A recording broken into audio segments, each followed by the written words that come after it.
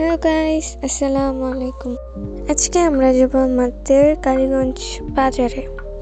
আমার অনেক দিন ধরে কিছু খেতে মন চাইতেছিল, তাই আমি আর আমার আম্মু চলে যাব বাজারে। আমরা একটা রিক্সা নিয়ে চলে যাচ্ছি, আর আমি যেতে যেতে দেখছি ফুল গাছের বাগানের দৃশ্য। এখানে আমি আর আমার আম্মু হেঁটে হেঁটে চলে যাচ্ছি বার্গার এক্সপ্রেসে। আপনারা অনেকেই চিনেন যারা কালীগঞ্জের আছেন। আমি আর আমার মামা প্রায় মাঝে মধ্যেই এই বার্গার এক্সপ্রেসে আসা হয়, খুবই বেশি পরিমাণে।